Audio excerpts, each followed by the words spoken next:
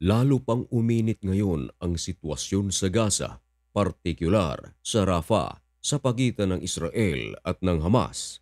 Dahil sa kasagsagan ng operasyon ng Israel Defense Forces sa Gaza at layunin nila na maubos ang Hamas, araw-araw ay may palitan ng putok sa pagitan ng dalawang kampong ito. At nito lang nagdaang araw, inamin mismo ng kampo ng Israel sa pamamagitan ng IDF na 8 sa mga Israeli soldiers ang kumpirmadong napaslang sa Rafah. Sa report ng BBC ay isinalaysay mismo ng kampo ng Israel kung paano napaslang ang nasabing 8 soldiers nito. Ayon sa BBC, itong taon na ito, 2024, mula noong January at nitong nagdaang araw, may pagsabog na nangyari na kung saan 8 mga Israeli soldiers ang kumpirmadong napaslang at ayon sa report, ang pangyayaring ito ay ang pinaka-deadly. Inamin din ito mismo ng kampo ng Israel. Masasabing ito ay deadly nitong taon lang.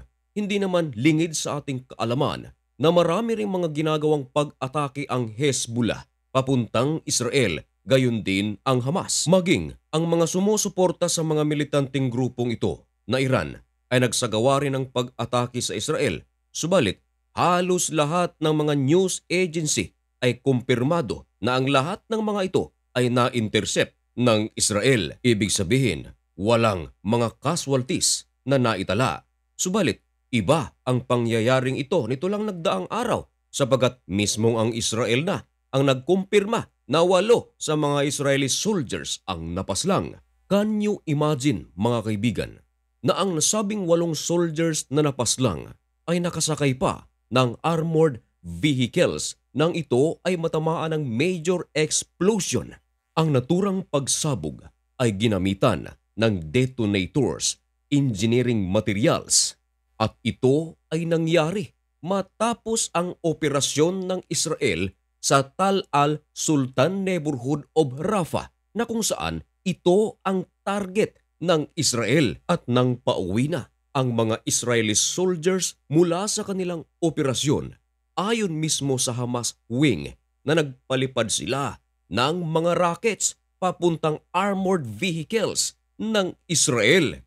Inambus nila ito at malaki ang pinsala na natamo ng armored vehicle. Mga alas 5:15 ng umaga, Rafah time, tumambad ang sirang armored vehicle at ang 8 Israeli soldiers na wala ng buhay. Kinumpirma din ito ng Israeli media.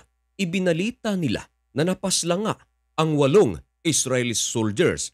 Subalit, sa naturang operasyon ng IDF, pumaslang naman ito ng 50 fighters ng Hamas. Ito ay ayon sa Israeli media. Nagsalita naman ang Gaza Health Ministry. Ayon sa kanya, 30 Palestinian naman daw ang napaslang nito lang nagdaang ilang araw. 7 sa mga Israeli soldiers na napaslang ang pinangalanan ng Israeli media, subalit ang isa ay hindi na pinangalanan. Nagsalita naman ang Prime Minister ng Israel na si Benjamin Netanyahu at ikinalungkot ang naturang pangyayari. Ayon kay Netanyahu, nagawa daw ng mga soldiers na ito na maipagtanggol ang kanilang bansang Israel, maging ang future ng maraming mga Hudyo. Dagdag pa ni Netanyahu na ang bansang Israel at ang mga soldiers nito ay patuloy na makikipaglaban para lamang ma-ensure ang existence and future of Israel or mga Hudyo. Hindi naman pinalampas ng Defense Minister ng Israel na si Yoav Gallant ang pangyayaring ito at nagbigay ng statement. Ayon sa kanya, and I quote, "The pain that comes with such loss is immense." Samantala, kahit na namatayan ang Israel ng 8 mga soldiers, nagpapatuloy pa rin ang IDF sa kanilang operasyon sa Rafah para maalis ang Hamas sa naturang lugar. Tinawag ng kampo ng Israel ang Rafah na last major strongholds ng Hamas. Importante daw sa kampo ng Israel na mapasok ang Rafah sapagat dito raw nagtatago ang karamihan sa mga leaders ng Hamas at ang mga batalyons nito. Nagbabala naman ang United Nations Organization ayon sa kanila na kung magpapatuloy pa ang gyerang ito, milyon sa mga Palestinian ang magugutom at kasama na ring mawawalan ng tahanan. Ayon naman sa World Health Organization, noong October 7, 2023, hanggang ngayon ay pataas na pataas daw ang gutom sa naturang lugar. Marami na rin daw rito maging mga kabataan ang nagkakasakit dahil sa mga iilang factors na ito.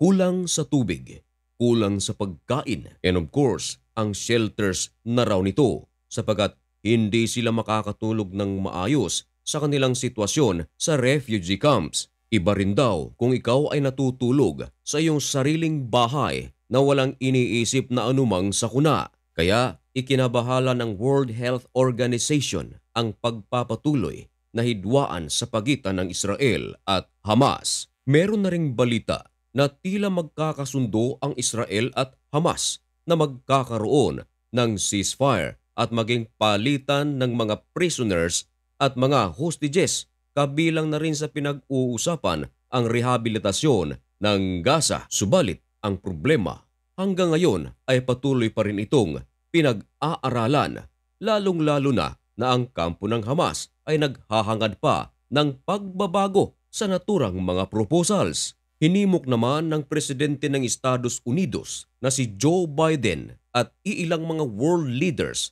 si Netanyahu na huwag magsagawa ng full-scale assault sa Rafah. Iginigiit naman ng kampo ng Hamas na lampas 37,000 na raw ang napaslang na mga Palestinian ng Israel mula noong October 7 hanggang ngayon. Bagay na hindi naman sinasang-ayunan ng Israel sapagat ayon sa Israel, ang nasabing 37,000 na mga Palestinian na napaslang ay hindi raw ibinubukod dito ang mga napaslang na mga militanteng grupo. Basta na lang daw sinasabi na Palestinian.